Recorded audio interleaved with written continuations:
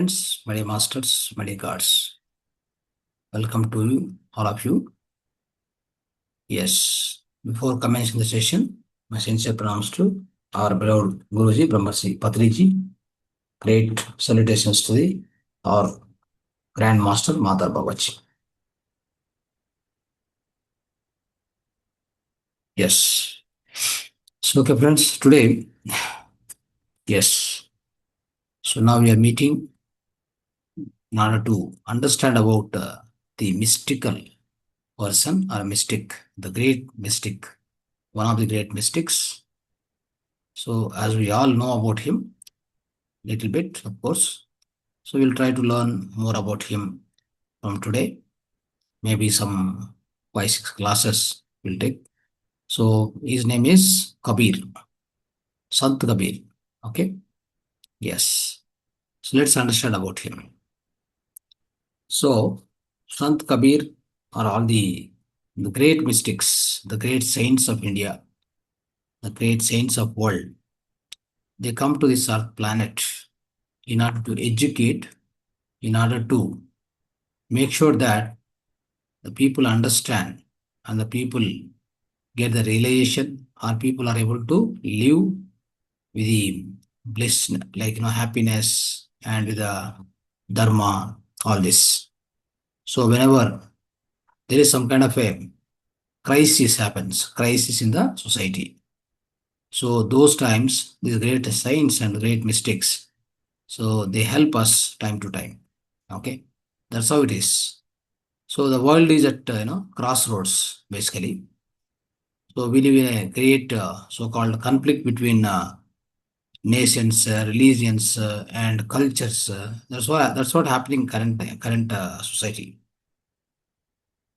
There's a lot of disparity, a lot of indifference between the one nation to other nation, one culture to other culture, one religion to other religion. That's what is happening. So at this point of time, so most precisely, the teachings of great Indian, so-called mystic Kabir Das, they became increasingly so relevant. In fact, so that is why. So this is message. This message is also very straightforward, and have a deep spiritual strength also. In fact, and his life and work, especially. So his life and works, what he has done. You know. So they shine. I mean, like they shine like a star, and especially, and whatever he teach, okay, whatever he teach, his teachings, of course, it will increase the spiritual, inclination. It gives a spiritual inclination. Not only that, for an individual, I'm telling. Not only that, is also be more concerned about societal level of integration. Societal. That means, as per the society is concerned, also, he is very much, concerned about it. The Kabir's life lessons gives us the wealth of vision when it comes to finding fulfillment, even in the mid of the crisis. In fact, so that's how we will be learning the practical teachings from Kabir for a truly joyful and fearless living. We'll be learning about the Kabir's teaching, most of the Kabir's teaching. So from hereafter, in order to have truly joyful and fearless living in day-to-day life. So ultimately, the Kabir teaches us boldly and beautifully that the divine or God exists within us. He very boldly and beautifully described about this. How does he describe this? So he says, a small story also, of course. The jewel is lost in the mud. One jewel, for example, we lost in the mud. But we keep searching at different places, searching for it, seeking for it at different places. Some will go to the east, some will go to the west, some will go to the, some will search in the water, some will search in the among the stones and everywhere, right? But nobody will find anywhere. Similarly, we go on search for the God at different places everywhere. We never find it. But what Kabir says is he realized its value and wrapped with a care in his own heart. That's how it is. So for all of us, same thing, isn't it? The experience is same. So we go on search for the God everywhere, but we never find it. But ultimately, where he resides? He resides in our own hearts. He resides within us.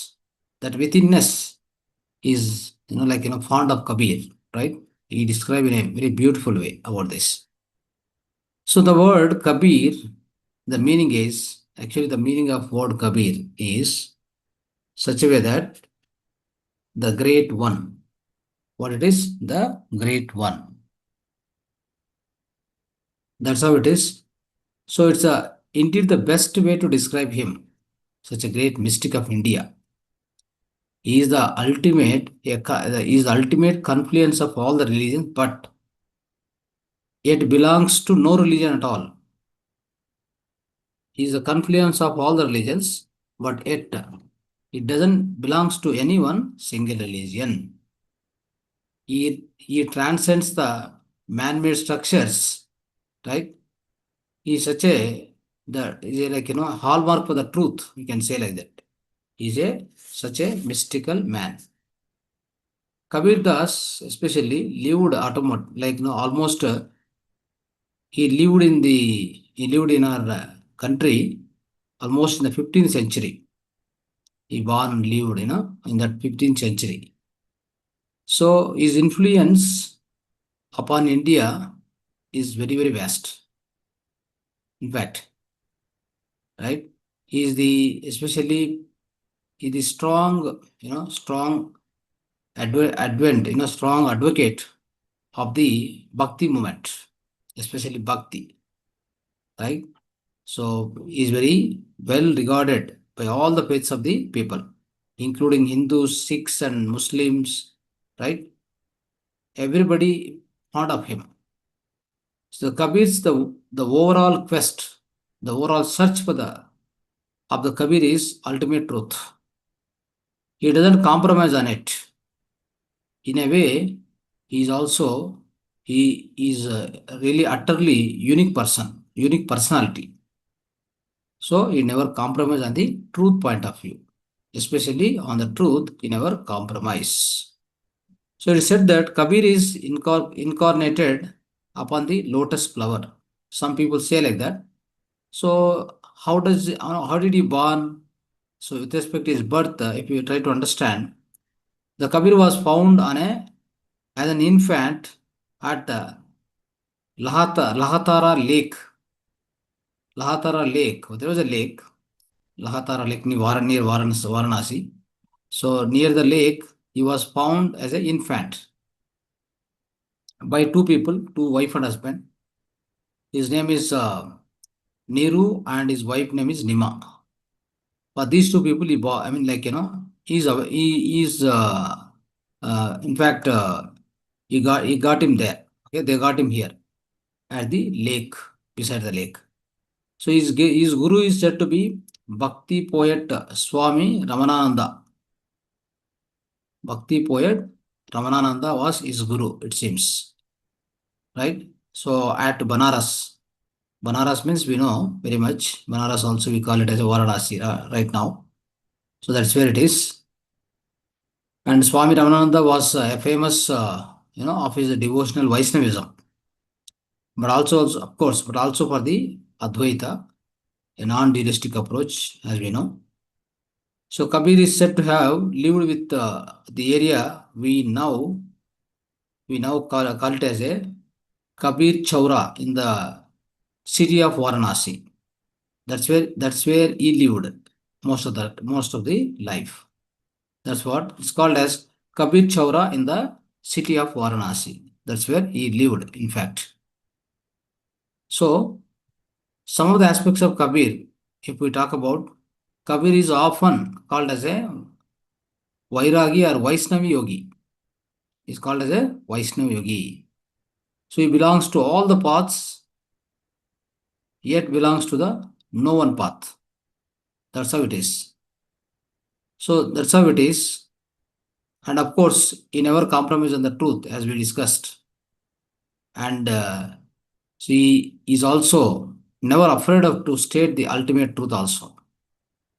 And that is why he is such a credible voice of the truth for the people of all different callings, different sectors. His special appeal is his special appeal is to those who felt, who felt oppressed and faced discrimination, especially for those people, for poor people, and who are oppressed and who are, discriminated. That kind of people is the a really special appeal, a special voice for them. It is also believed that Kabir had interactions and with the several great mystics, including Goraknath and Farid, all those times, contemporary all the yogis. And one Mister, of course, one that that kind of a great mystic was Farid. So the communication with the Farid was in total silence. Most of the times, I think whenever he was there with the other saint called Farid, he was in total silence. They used to communicate wordlessly and especially through the pure mystic world, mystic vibes. Through the mystic vibes only they used to speak with the silence. There is no communication or no verbal, nothing. So especially when he was with the other saint called Parid. So that's how his life went on. And the teachings, of course, we'll be learning many teachings here. And not in this class, the next classes, of course. So, but wonderful teachings are there. Almost like we have, in especially the teachings, with respect to teachings, if you see, 40 powerful spiritual principles are there, which he has given. 40 powerful spiritual principles, which we'll learn in the next class. So, the most fundamental teachings of Kabir are contained in the work called Bijak, the Bijak. You can search also, internet or whatever, you can find. The Bijak is the collection of all the verses and its couplets and or dohas, whatever he quoted, whatever he uttered. That also is important. He teaches us the most sahaja, simple, natural, and direct way to God. He doesn't complicate it, first of all. So he teaches the most simplest and sahaja marg to the God. It is said that Kabir addressed God as a Ram, the one, that means he says, of course, he uttered God as a Ram, but who is Niranjan, Nirakar, like that. That means taintless, formless, ultimate, extraordinary. So likewise, and omnipresent. That's what he says, that Ram also. He says word Ram, but it has got these many meanings. Kabir also many times stress upon the essence of Upanishad truth, but at the same time, the truth of the greatest scriptures, right? But in his own original way, he talks. That means nothing is duplicated. Most of the times, his work is of experience, basically, not of quoting from scriptures. Whatever the scripture says, he doesn't quote from that. He try to talk from his own experience, right? That's how it is. The work is of experience most of the times. So he's also believed in speaking in the people's language and in the people's dialects, including there are many dialects he was using: Braj, Awadhi, and Bhojpuri. So these are the different dialects he was using. That means we have many kind of the style of speaking, isn't it? In Telangana, that kind of language. So of course, those Telangana and Andhra both are in Telugu states. The way of speaking and the style of speaking is different, isn't it? So that's how it is. That kind of people's language use almost. So that is very so dear and near to the many people, right? All the oppressed and discriminated people. His famous disciples, such as Bhagodas and Dharmadas, right? Bhagodas and Dharmadas. It's very important, these two names, remember. One is Bhagodas, other one is Dharmadas. They recorded many of the songs, many of the songs and poems of Kabir. These two people recorded. It is said that Kabir was so loved by all that at his death too, right? Such a wonderful person, right? And especially the whenever he was died, like all the communities. I'm just talking about instant. What is that particular context also? When he was died, also all the different sectors of people, different sect of people, also they were all were discussing what to do. That means everybody was concerned about him. Such was the care used to give to the people. Such was the extent of people's love for him. Understand? So not particularly one sect of people. Every sect of people, they were discussing how to take care of his last rites. So Kabir is like a universal person. His message is to awaken and empower us, no matter what our personal trajectories, the way of life, all this, isn't it? And what is our personal, circumstances, whatever it may be, his central idea is to awaken us. That's very important. So his idea is to awaken the dormant inner power and the consciousness of all beings. So as we know, we are immensely powerful. We are infinitely powerful. That infinite energy, what we have within us, you want to awaken that. That's what you want to do. His message was truly global, even before the world global is heard about it. Like we used to hear nowadays the global this word particularly global language, global unity and global communication, global right, whatever it may be. Global is the word which we used to hear nowadays, but before that exist. So his message was truly global. It doesn't belong to one particular community or a religion or whatever it may be. So that's how he has taught to the world. At the heart of Kabir's message is simple assertion that what he would like to say, like the heart of the message, the center of the message is like this. We carry unlimited power within ourselves. To tap into that power through the medium of our consciousness is the most crucial lesson to learn for all our life situations, however challenging they may come across. It means what he says. So he always says that we have unlimited power within ourselves, right?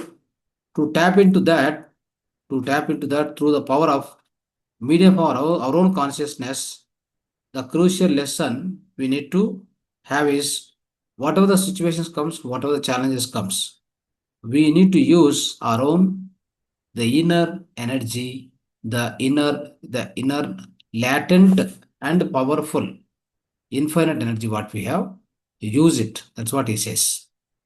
And especially Kabir's wisdom is talking about always withinness. It's called withinness.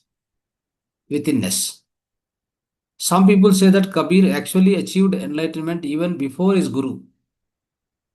So before his guru, Swami Ramananda, before him, he already got enlightenment.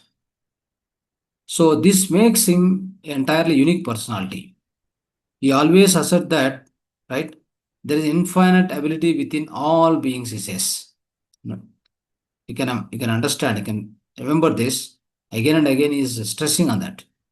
We have infinite energy within us. We have infinite ability within us, within all the beings, in fact. His wisdom is of withinness. His wisdom is what? Withinness. He boldly says, do not go to the garden of flowers. Oh friend, do not go there. In your body is the garden of flowers, he says. In your body, there is a garden of flowers. Take your seat on these 1,000 petals of the lotus. There, gaze onto the infinite beauty, what it says. That means within you, it's a beautiful garden. You are sitting on the lotus of the 1,000 petals of the lotus and you are gazing the infinite beauty. That was yes.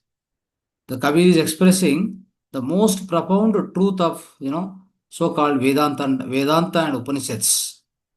Balls and Sufis and Bhaktas and perhaps all the enlightened mystics. Whatever they used to say is expressing in a most that kind of profound truth is trying to express. That's what he keeps saying. So in the idea of divine qualities, all the divine qualities dwelling within us, within ourselves, within our heart, right? We find that the highest teachings of mystics such as Rishis, Tirthankas, Buddhas, Jesus of Nazareth, and so on. So that's how. So the idea of the divine qualities dwelling within us ourselves. He also teach in the similar way. He is also teaching in the similar way. He is saying that there is no need to look at outside to get the strength or to understand the beauty. You don't need to travel outside.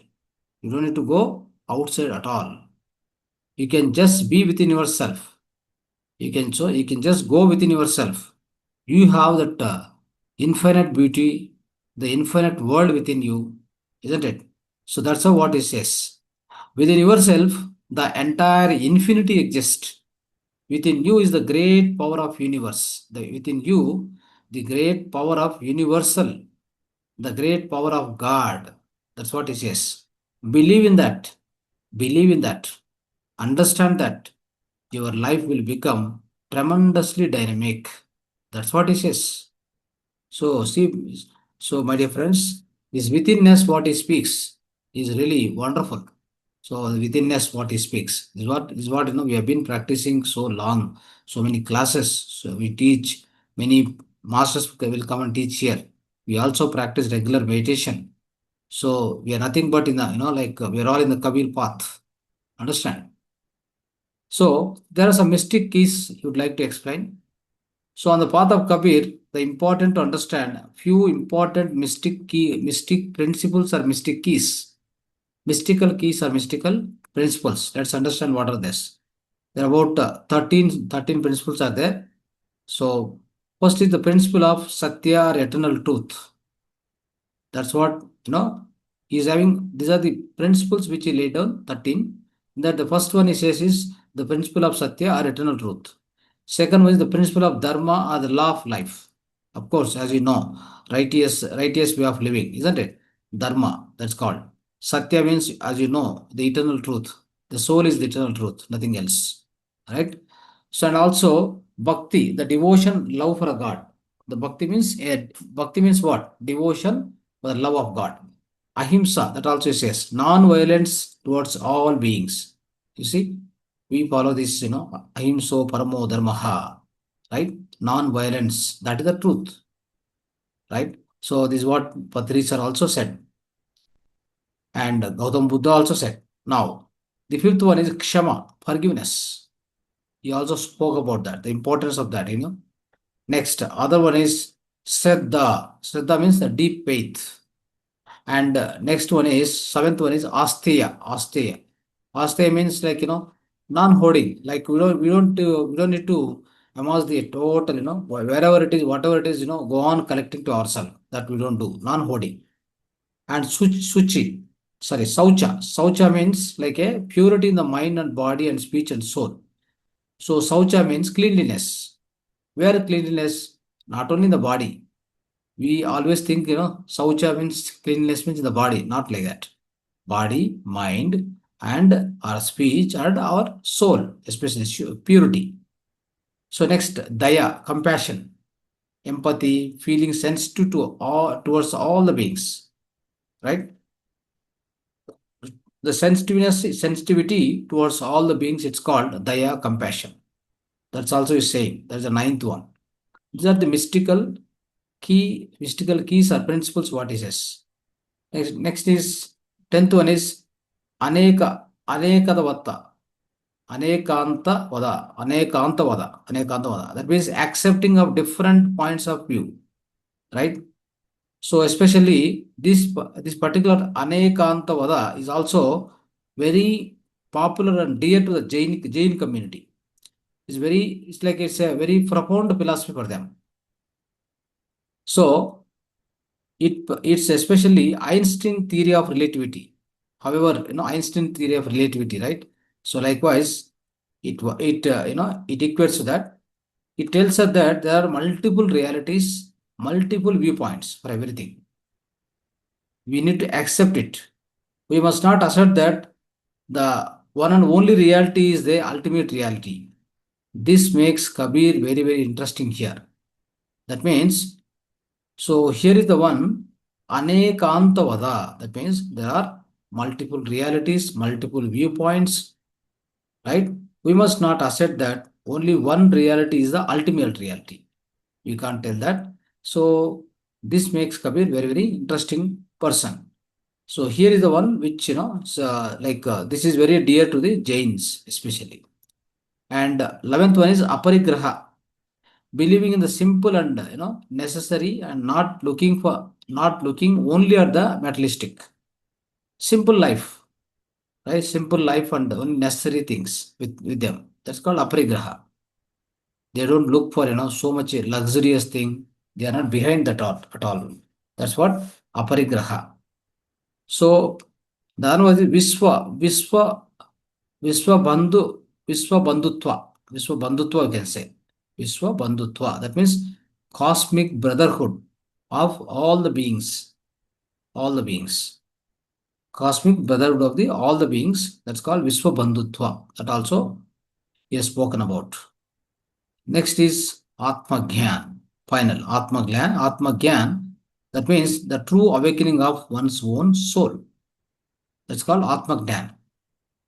So here, this enables us to understand the reality that pervades all the things from the largest to the smallest.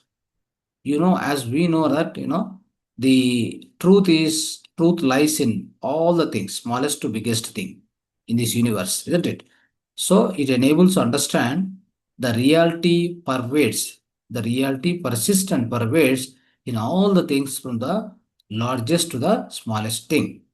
So, friends, these are the mystical keys, right? The basic principles. So that is why that's how the Kabir is regarded as very highly mightiest person. So intellectual person. The amongst mystics of the same era, at the same time, the other mystical people exist. Tulsi is also regarded very highly. Tulsi Das also was regarded very highly mystical. And so that's how it is. And especially those who have been deeply influenced by Kabir, including Bribon, the founder of the Sad community, Dadu, Ahmedabad, Jagjivan Das of Audh, Babalai of Malwa, Shiva Narayan of Gajipur. They are the famous people who are influenced by our Kabir's, especially Kabir's wisdom, has been influenced. That's how it is. The key is the Kabir's spiritual dimension is fearless living, right? He always states about fearless living. Kabir is a spiritual gain, unlimited in his, myriad dimensions. Is often mentioned as a great being in several texts. And of course, right? Kabir's life especially, as I told you, there are two people, Bogdas and so other person. They recorded all his teachings and verses and couplets, right? So there are many couplets, many verses. What he spoke, they all recorded very much. So that's how, friends. So Kabir. So especially many times, right? Many times. So this realization makes you feel fearless, makes you spontaneously come into the state of abhaya or fearlessness. His teachings are like that, right? So that's how we we can understand him. So we can understand much more about him in the upcoming session. We try to understand about 40 powerful spiritual principles. What he spoke exclusively. So that we will try to understand. And as per his understanding, right? So what he says is one can come to the massive transformation in your root consciousness, he says. Suddenly you realize that the whole energy of courage is within you. It's not outside. There is no need to rely on anything in the outer world, he says. Imagine. See how he is strengthening our own, the awakening, the inner nature, what we have, isn't it? So that means he's trying to make us to realize ourselves, to realize our own inner potential. At the very roots of your being, you become strengthened through realizing that all you need is to do trust yourself to find this great power and draw on this great power from within. Imagine. So that means we have such an immense power within us. He is driving us all the time, is driving us towards that, the infinite ability, infinite wisdom, infinite energy within us. We don't need to depend, we don't need to rely on anything in the outer world. For everything, you have answers within yourself. We have tremendous energy, the tremendous courage, the tremendous wisdom, the infinite energy, infinite ability, everything within us. We don't need to rely on anything from outside. That's what, is central message. Okay. So let's understand about him more and more in the future class. Thank you so much. Dhanyavad. Namaste.